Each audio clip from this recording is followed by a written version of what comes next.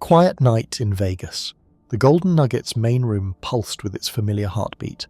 The crystal clink of ice, the low thrum of 1,000 conversations. Dean Martin, his midnight blue suit a dark counterpoint to the casino's shimmer, reclined at his preferred table, a wisp of smoke, a fleeting ghost from the Chesterfield cradled in his fingers, mingled with expensive perfumes and the rich scent of polished wood. He savoured a slow sip of bourbon, the amber liquid catching the chandelier's gleam.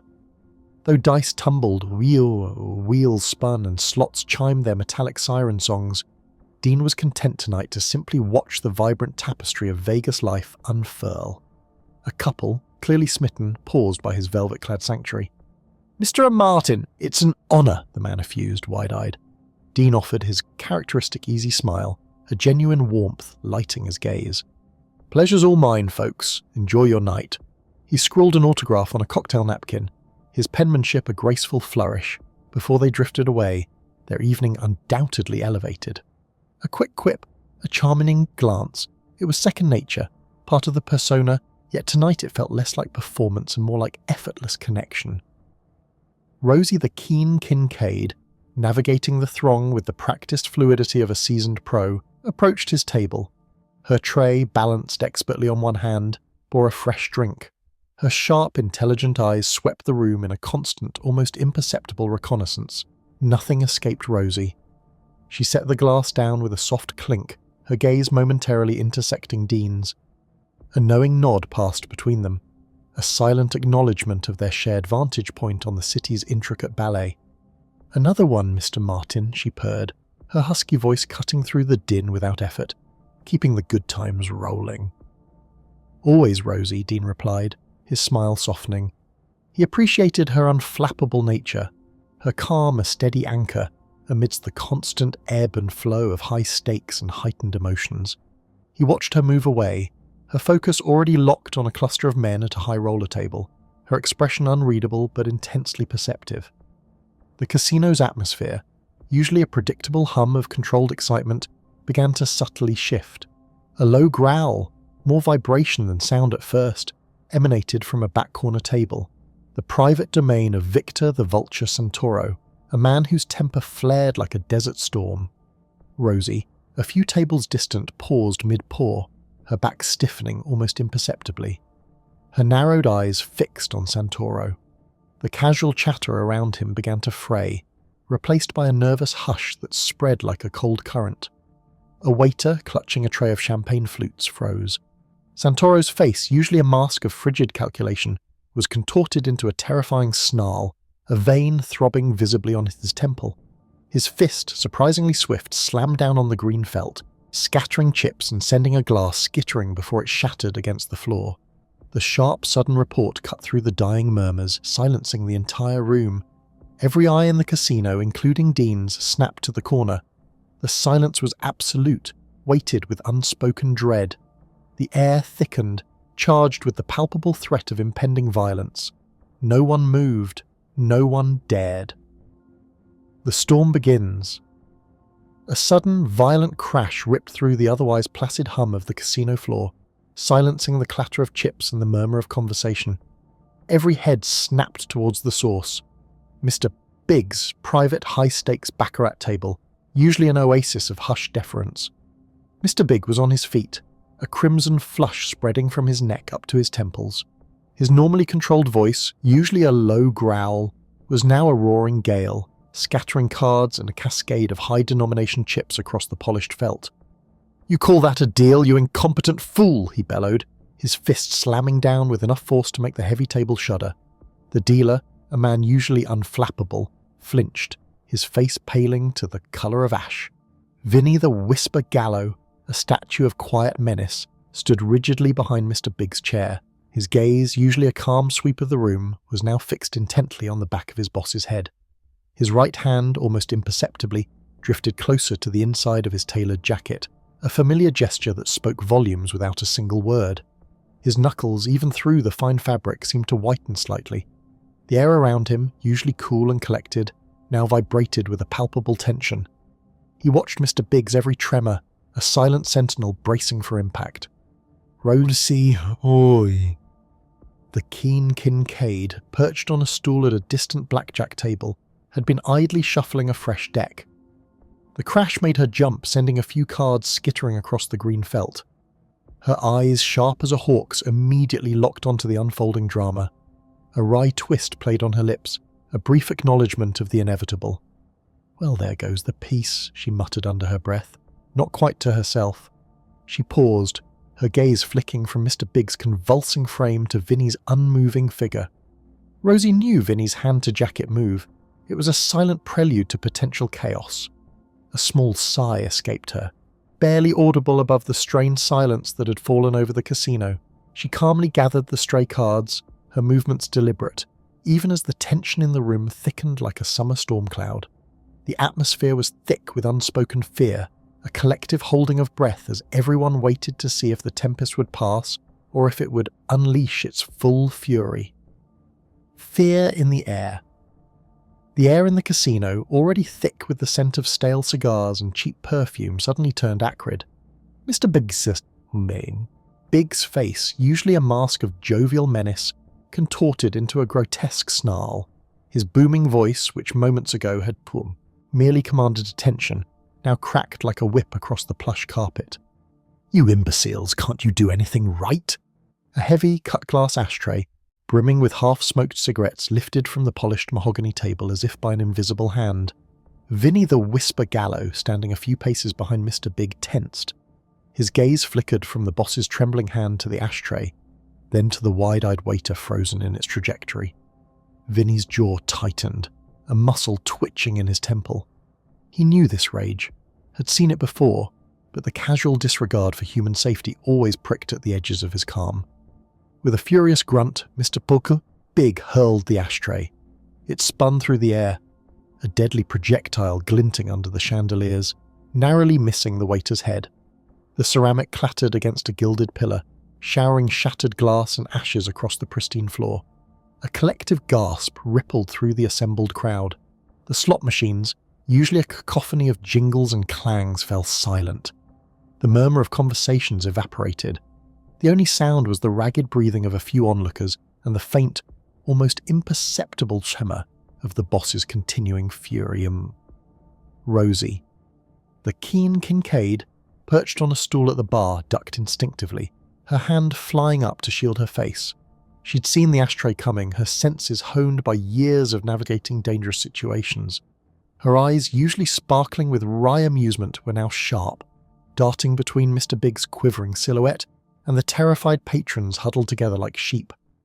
A faint whiff of fear, raw and primal, cut through the usual casino smells.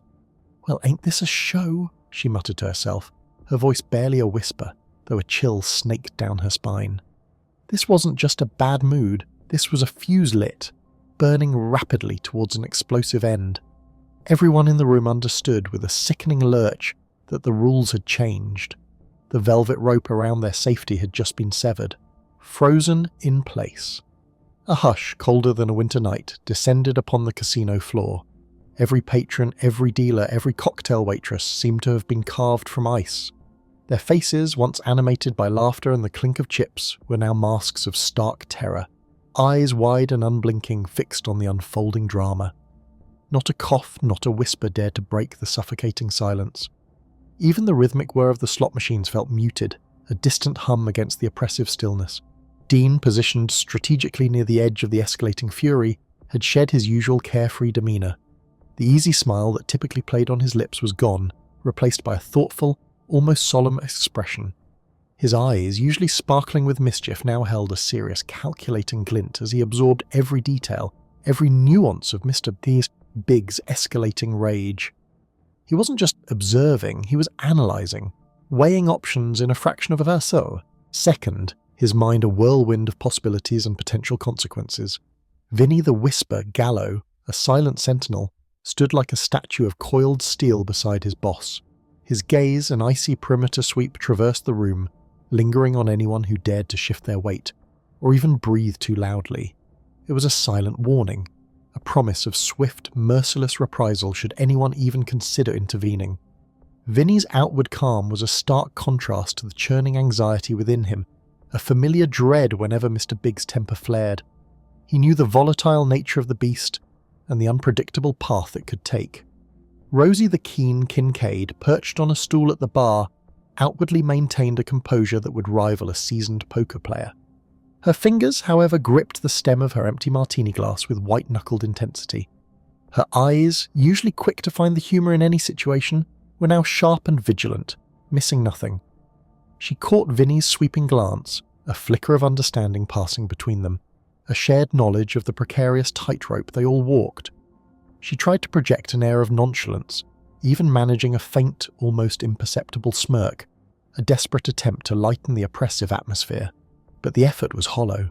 She knew, just as everyone else knew, that a single misstep, a solitary wrong word, could shatter the fragile peace and unleash a torrent of unimaginable violence. The air thrummed with unspoken fear, a palpable current that crackled through the room, holding everyone captive in its icy grip. A fearless step. The clatter of a fork hitting a plate echoed through the suddenly hushed dining room, a stark contrast to the low growl emanating from Mr. Big's table. Every eye in the house was fixed on the escalating scene, a frozen tableau of fear and anticipation. Vinny, the Whisper Gallo, usually an unreadable monolith, shifted almost imperceptibly, his hand drifting to the inside of his jacket. His gaze, however, remained fixed on Mr. Big, a silent prayer for restraint battling with the readiness for whatever might come next. Dean pushed back his chair, the soft scrape a tiny scratch against the heavy silence. A few heads swiveled, bewildered glances following the movement. Rosie the keen Kincaid, perched at the bar, felt her breath catch in her throat. Her knuckles were white where she gripped the polished mahogany, a silent testament to the churning dread in her stomach. She watched Dean, her mind racing, trying to decipher his intent. Surely he wasn't. He walked deliberately, not quickly, towards Mr. Big's table, his gait unhurried, almost casual. Each step seemed to absorb the tension in the room, pulling it closer to him, yet he carried it with an impossible lightness. The air crackled with a dangerous energy, every nerve ending in the casino on high alert. No one dared to move, no one dared to breathe too loudly. Dean was a man walking into a storm, armed only with an inexplicable calm. Vinny's eyes narrowed, a flicker of surprise cutting through his usual stoicism. He'd seen men try to intervene before, it rarely ended well, but there was something different about this man, a quiet confidence that bordered on insanity. Mr. Big, now on his feet, his face a mask of purple fury, didn't seem to notice Dean approaching. His tirade continued, a guttural roar aimed at the unfortunate soul cowering beneath his wrath. Rosie couldn't believe what she was seeing. Her mind screamed for Dean to stop, to turn back to avoid the inevitable explosion. But he kept walking, a steady, measured pace, his eyes fixed on the epicenter of the storm. He wasn't a brawler, not a tough guy. He was Dean. And yet he was stepping into a situation that would make even the toughest men back down. The absurdity of it was almost comical if it weren't so terrifying. A single bead of sweat trickled down Rosie's temple, a cold path against her warm skin. The silence in the room stretched, taut and fragile, like a violin string pulled to its breaking point. Dean took another step, then another, a fearless figure moving into the heart of the beast. The song begins. The air in the casino had become thick, almost viscous, with Mr. Big's escalating fury. Every breath felt like a gamble, every rustle of a jacket a potential spark. Just as Mr. Big drew in a sharp breath, his eyes still blazing, ready to unleash another torrent of threats, a new sound began to weave itself into the oppressive silence. It was a low hum, a gentle vibration that seemed to emanate from the very heart of the room, growing steadily more distinct. Dean, standing a mere arm's length from the enraged man, had closed his eyes for a fleeting second, his shoulders relaxing almost imperceptibly. Then, without a word, without a challenge, he opened his mouth and began to sing. The melody was instantly recognizable, a comforting, familiar tune that spoke of moonlit nights and whispered promises. Dean's voice, smooth as aged whiskey, flowed effortlessly, filling the cavernous space. It wasn't a loud declaration, but a soft, insistent presence, a warm current cutting through the icy tension. Each note was perfectly placed, resonant and clear, carrying an unexpected emotional depth. "Mr. Babko, Mr. Big, mid-sentence in his tirade, froze. His mouth, which had been contorted in a snarl, remained slightly agape, his head tilted, a subtle, almost involuntary movement, as if trying to decipher the source of this sudden auditory invasion. The fiery glint in his eyes dimmed, replaced by a flicker of bewilderment. He seemed to be listening, truly listening, for the first time in minutes. The violent energy that had pulsed around him began to recede, like a tide turning. Vinny, the Whisper Gallo, who had been watching Mr. Big with a mixture of practiced calm and underlying trepidation, felt a subtle shift in the room's atmosphere. His own hand, which had been resting casually near the inside of his jacket, slowly relaxed. His eyes, usually half-lidded and perpetually guarded, narrowed slightly. He wasn't looking at Dean, not directly, but rather observing Mr. Big's reaction, gauging the impact of this audacious, unprecedented move. A flicker of something unreadable, surprise, perhaps even a grudging respect, crossed Vinny's stoic features. He had anticipated a confrontation, a violent eruption, but this was something entirely new, a masterful diversion that promised to either be Dean's undoing or his ultimate triumph. The song continued, a soothing balm in a place of raw nerves, a glimmer of calm. Dean held his stance, a respectful distance from Mr. Big, his gaze unwavering, a silent understanding passing between them. The song, a gentle ballad about a quiet evening, continued to flow from his lips, a steady current against the storm that had just raged. The melody, once a fragile whisper, now felt like a sturdy anchor in the turbulent room. Mr. Big's guttural roars, which had rattled the very foundations of the casino just moments before, began to recede. They didn't vanish entirely, but softened into a series of rumbling grumbles, like distant thunder losing its power. His shoulders, previously hunched in a posture of aggressive readiness, eased down fractionally. The clenched fists, white-knuckled and vibrating with fury, relaxed their grip, though the tension still hummed beneath the surface. It was a subtle shift, almost imperceptible to anyone not watching with Dean's unwavering focus, but it was there, a tiny crack in the dam of his rage. The music, a silken ribbon of sound, seemed to weave itself around the room, a warm, protective embrace against the lingering chill of fear. It didn't demand attention, it simply existed, quiet presence that offered solace. The clinking of chips, the hushed whispers of the other patrons, even the distant clatter of glasses from the bar, all faded into the background, leaving only Dean's voice and the muted protests of Mr. Big. Dean didn't try to speed up the song or inject it with false cheer. He let it unfold naturally, each note a deliberate step towards a calmer shore. His eyes, dark and empathetic, never left Mr. Big's face, acknowledging the man's pain without condoning his outburst. There was no judgment in his expression, only a profound sense of shared humanity. It was this quiet strength, this unwavering presence that seemed to chip away at the mob boss's resolve. The intensity in Mr. Big's eyes, which had burned with a destructive fire, began to recede, replaced by a flicker of something akin to exhaustion. He took a slow, deep breath, his chest rising and falling with a less frantic rhythm. The air in the casino, thick with the scent of fear and spilled liquor, seemed to lighten, becoming breathable once more. The collective held breath of the onlookers slowly exhaled, a quiet sigh of relief that rippled through the hushed room. Dean, still singing, still watching, knew they weren't out of the woods yet, but a dangerous corner had been turned. The glimmer of calm was growing stronger. The silence returns. Dean let the final chord of the ballad hang in the air, a gentle strum that resonated with an unexpected tenderness.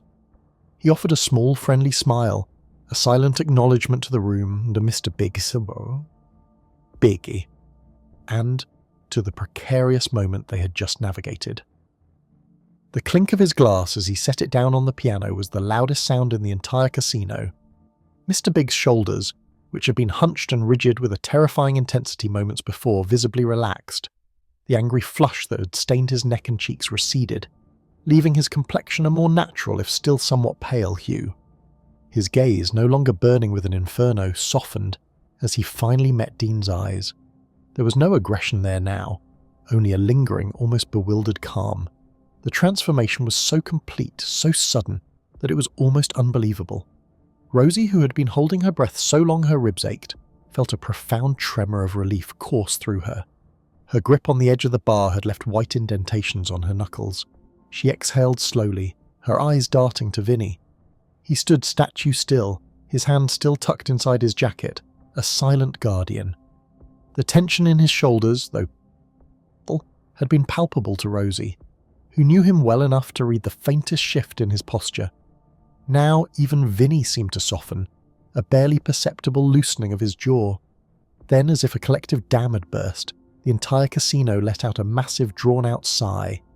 It wasn't a single sound, but a confluence of hundreds of individual breaths, some shaky, some deep, all signifying the release of an almost unbearable strain. It was the sound of air returning to lungs, of muscles unclenching, of minds finally registering that the immediate danger had passed. The hum of the slot machines, which had seemed muted in the thick silence, now felt almost deafening.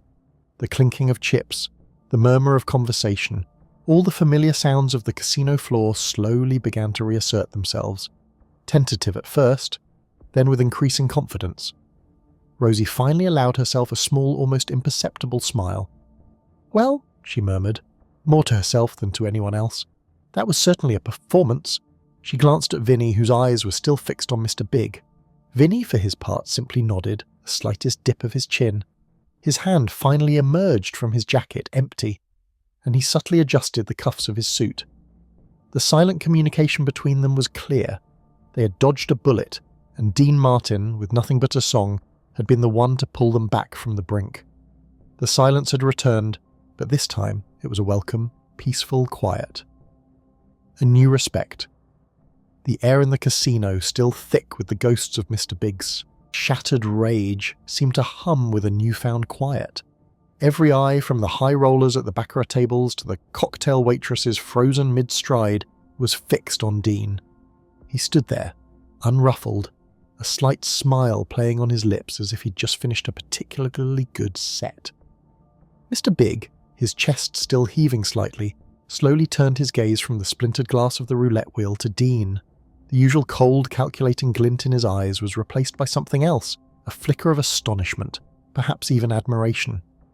He held Dean's stare for a long moment, the kind of silence that usually preceded a violent outburst or a chilling command. Then, almost imperceptibly, the corner of Mr. Big's mouth twitched upward. It wasn't a full smile, not even close, but it was a gesture of acknowledgement, a silent salute to a man who had stared into the abyss of his fury and hadn't flinched. He gave a single, surprisingly respectful nod, a rare sight that sent a ripple of murmurs through his inner circle. Vinny. The whisper. Gallo, usually a statue of stone-faced vigilance, shifted his weight. His stern face, etched with years of witnessing untold acts of violence, softened by the barest fraction. His dark eyes, usually unreadable, held a hint of approval as he observed Dean. Vinny had seen men try to reason with Mr. Big before, and he'd seen where it got them, usually in the desert under a new moon. Dean, however, had handled the situation not with bravado, but with an uncanny understanding of the man himself, a calculated boldness that had diffused a powder keg without a single shot fired. Vinny, ever observant, saw the raw courage in Dean's quiet demeanour, a courage born not of ignorance but of an almost arrogant self-possession. The moment stretched, thick with unspoken understanding. Then, with a curt wave, Mr. Big dismissed his men, a signal that the moment of crisis had passed. He turned and walked away, his entourage falling in behind him, leaving Dean in the stunned silence of the casino. By the next morning, the story of Dean Martin's fearless act had exploded through the hushed corridors and smoky backrooms of Las Vegas. It wasn't just a rumour, it was a legend in the making. Gamblers whispered it at the dice tables, showgirls gossiped about it in the dressing rooms, and even the hardened casino owners, usually immune to celebrity antics, spoke of it with a new, grudging respect. Dean was no longer just a charismatic singer with a golden voice. He was a man who had faced down Mr. Big's fury and walked away not just unscathed, but with the mob boss's unspoken deference. His name, already synonymous with cool, now carried an added weight, a deeper resonance. He was Dean Martin, the man who sang with the angels and walked among devils, unafraid.